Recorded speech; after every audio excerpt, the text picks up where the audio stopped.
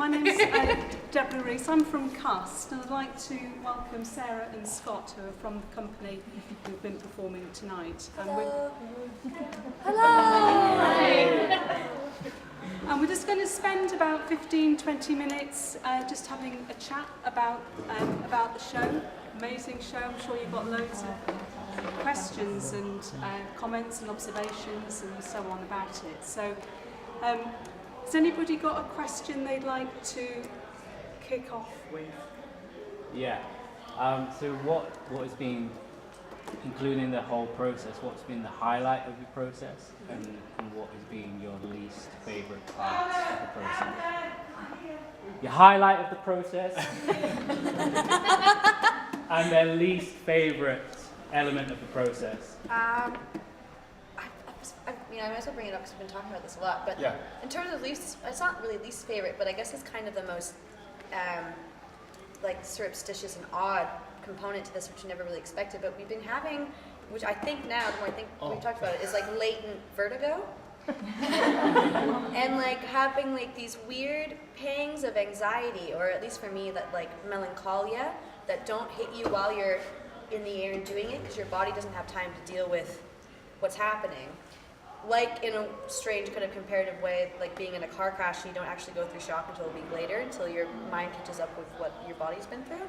And I think that's what's been happening to us, is like this weird anxiety. Weird feelings. Yeah, weird feelings. We'll just be like sitting there, and then Scott will be like, it came back, it's here again. And I'm like, yeah, I know, this strange sensation. But I guess, yeah, dealing with, and I wouldn't say it's the worst part, but it's the most unique part, is flying, which I've never done before. I also have vertigo, so really badly, which I lied about so I could get the part.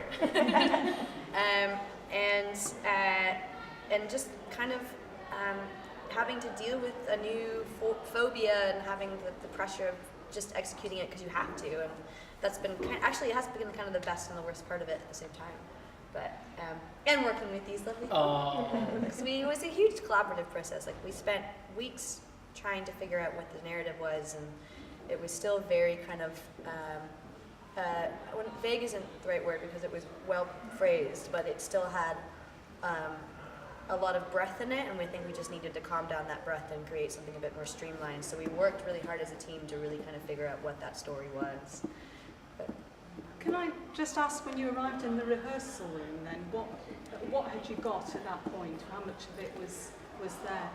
There was a fairly comprehensive script. yeah, it was a script. If anything, because I think Mark's been writing it for a number of years, and different ideas have been put in, and actually rehearsal was a kind of process of taking stuff out. More than anything. And going, I think that's a hangover from when I thought this story was going to be something else. So through the process of doing it, you went, this feels weird. And he's like, yeah, because that's an old.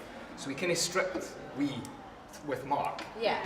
stripped a lot of stuff out. And Did it change much, that?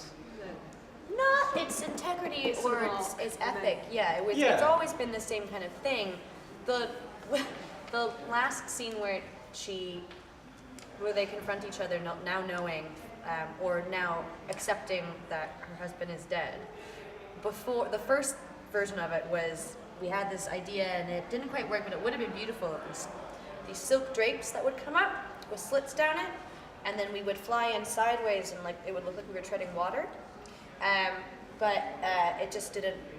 We couldn't pull it off, I guess. And I think there were some issues with certain places being like, what's too risky. So, but it ended up being what it is now. But I think that was the biggest difference, is that the last scene was us treading water amidst this storm, and it ended up just being something a bit more human, which is cool. But yeah. How precious was Mark about, if he had quite a comprehensive script, was he at all precious about the collaboration? Or no, not really. He was really open to.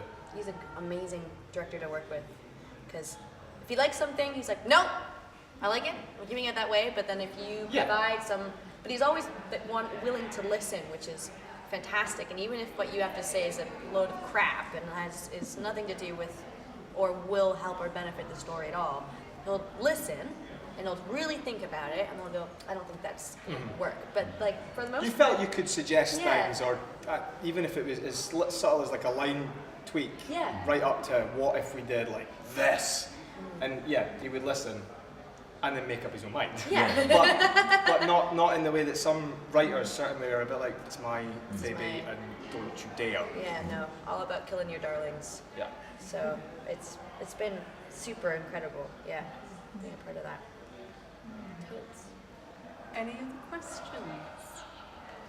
Can I just ask, how did you feel when you stepped from your scene out into the stage and the music stopped and you were addressing the audience there? Because I sat there thinking, am I supposed to answer? I wasn't sure. Yes, I that kind of whole wanted to relationship shout, with the audience, yeah. And I just found it hard to answer. I mean, did you, when you stepped out like that, did you feel that you were getting a response from us, or Well, that's were the you thing is that disappointed? it's it's never disappointing because it is tempting and teasing the reverence that's always existed within a proscenium between audience and performer, and trying to within a show like that is entirely immersive within the observing space and within the playing space, that it's trying to find the cleverest way to bend that together and to ensure that the entire world and your experience and all of this is purely a cerebral freak out that she's having in the midst of her coma. But the nice part about having different variations of audiences is that like it really does change the trajectory of the entire show, and her relationship to you and her relationship to herself, and if people are responsive then that changes her story, and if people aren't responsive then it changes her story like in a darker way. So it's actually really awesome never knowing, It because doesn't really matter. no, and it makes sure that we don't get into the habit of I suppose just getting too comfortable with the pattern and the pentameter of speech that feels right versus just being performing and responding to the people in the space around you. Is the monologue there fixed then? Yeah. Or does it It move slightly it depending does- upon the response? depending on the response. I mean, I got a note the other day and Mark was like, too much improv. I was like, okay, sorry, but it's pretty fixed. Like it's where it is. Yeah, it's there.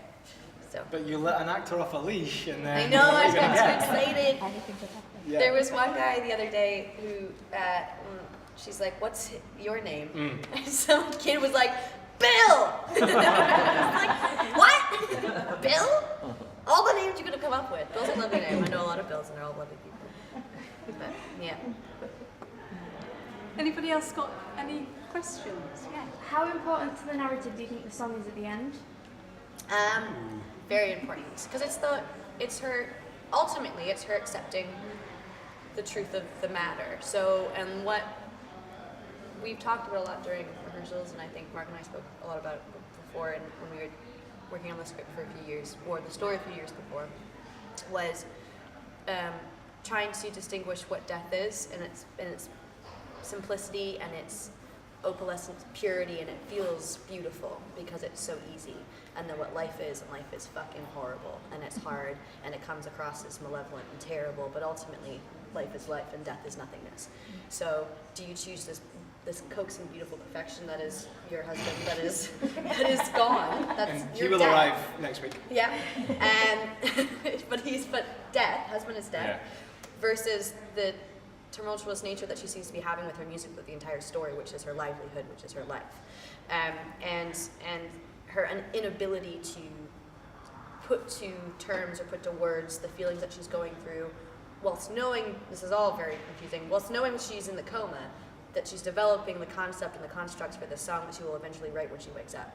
So it's her constantly being confronted by the job she has at hand to get out of this and to find catharsis within the means of her music. And then the end, the fact that she's been able to get over or slowly begin to understand what the process was of grieving and what death was for her, and it comes into the form of this song. So, yeah. The song's very, very moving. It's an amazing end. Cool. That's good news. Is it difficult to come into the song after you've just spent so long crying? Oh, Kind yeah. of composing yourself. But no, I guess it's useful. I mean, in a technical sense, the vocal apparatus is a bit fried, but it's great. But Nathaniel wrote an amazing piece of music and lyrics for it, so I could modify it, kind of knowing in advance what my voice was going to be like, so I could pitch it lower, so I wasn't trying to sing all high and floaty and then just sound like a strangled Snow White. So I kept it low. But yeah, totally. Anybody else got any questions? What happened to the first guitar? Did you get to smash it, or did you just get it like that? Did you get to smash it? No. No. It came into the rehearsal room and someone was going to get to smash it, but it wasn't us. It was Mark. Of course it was. Director's privilege. Yeah, I'm so cheesed. Yeah. No, I wish I could have smashed it. Oh well. And when did you get to work with all the projection? Was that in In the- rehearsal or in the rehearsal? Yeah, in the room from quite much earlier on than anything I've done before. We had Yeah. all the kit from week 2 of 6, which was cool because it meant if we tried to do it like normally, you'd rehearse something in bare bones and then tech it for 3 or 4 days and then go into the show. But with a show that's so tech heavy, our tech would have been 4 weeks. Aye. Yeah. So it was nice to have all the toys from, we had the rig, we had the whole flying rig, the whole projection, most of the set, 90% of the props from day one, which was great, a real Yeah. treat. It was awesome, and like Music, we had most of the music. it was just the last key was lighting, Yes. which was so disorienting, and like during the crash sequence, because we'd just been doing it in like naked fluorescent glare, so we could see and function normally, and then suddenly you're in this space that's pitch black and there's strobe going, and like you have no sense of depth Reaching perception. out. Like, where are you? Oh God! But yeah, no, it. I think when it all came together, finally on stage, and we saw with the lighting and like, and not in kind of like a dimly lit space where the projections were rich. Like we all just kind of took a step back and we were like, holy crap, this is insane. This is so insane. So that was a nice feeling to have. But yeah. Have you seen it? No. No, you've not, yeah. No, bits, haven't we? Well, yeah, like I'm forcing people to record stuff on their phones. But you've never, you'll never see with the naked eye like your flight or anything like that. No, So I don't it's cool. want to. It's cool. Just cool. Yeah, it's cool. Just that? Incredible. How did you both get involved in the project? Do you want to go first? No, you go first. Well, mine's is fairly straightforward, actually. I worked with Mark longer than I care to remember ago on a loosely similar project. And I don't know, then he just phoned me up. I was working on something else. He met me for a coffee in between rehearsals. And then that was it, really. Look forward to working with each other again. So it was not really a very gentle, nice way. It doesn't always work like that. Someone phones you up and says, hey, this job? Yes. So yeah, it was nice to, after, it was 10 years, I think, work together again. That's crazy. We worked on the Commonwealth closing ceremonies together, which I don't think he wanted me in because I was so underqualified. Like so underqualified at that point. And then made me audition several times. And then eventually got in. And then we became really good friends and just kind of kept in touch on and off throughout the years. And then eventually when the Commonwealth Games ended, he was like, I'm writing this show. He's like, oh, I was like, do you want to help me with it? So my initial relationship with the piece was when there was a version or incarnation of it where Ellen had this very lucid prose. So I wrote all this prose that never got used. But it's great, now I have it. I can use it for whatever the fuck I want to use in the future. That's my stuff. Yeah, so I did a bunch of that stuff, and then that kind of it turned into something else, and then eventually the show came up, and he was like, well, why don't you do the part? And I was like, okay, cool. So, yeah. But In fact, pretty much the whole team, Mark's amassed, as he's either worked with him before or someone's come highly recommended from someone that he's worked with, like assistant director, lighting, sound, It's great. the rigging, the flying, most of the actors. Yeah, he's sort of He's brought the best of everyone that he's worked with so far. That was the answer. Wasn't Yeah, it? yeah. That's what I was. Yeah, I should have just said at the start. Anybody else? Can I just, is this typical of Mark's work then, you know, with all the projection and Yes. that kind of thing, flying and... Flying, I think, is new. We did it in recovery. Did 10 you? years, but only like one sequence of flight. Okay. So I think, Recovery position. yeah. But I know he does projections. Yeah, I think Mark quite likes a lot of like multi-sensory, what I call toys. Yeah. You know, like flying, AV, sound. But tastefully Right. used. Yeah. Well done. But I think that's his. I would say that I think he would agree that's his Yeah. style. Yeah. That's been the nice part about this whole thing too, is that like he's like, I don't want it to look like dance and I don't want it to look like aerial. Like I just want it to be economically used alternative artistic functions that help perpetuate the narrative, that aren't just glamorizing this one segment. Like they're supposed to be integral to the way that the plot furthers itself. Yeah. And that's great. And it's I mean been a huge lesson for me. I'm just used to, I trained in musical theater, so I'm used to like spectacle, but and unjustified dance numbers, but Which I'm trying to get back in.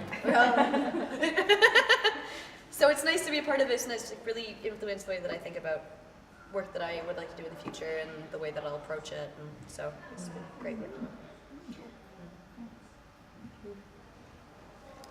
Anything else? In that case, thank you both very much. Thank you. Amazing. Thanks. Thank you.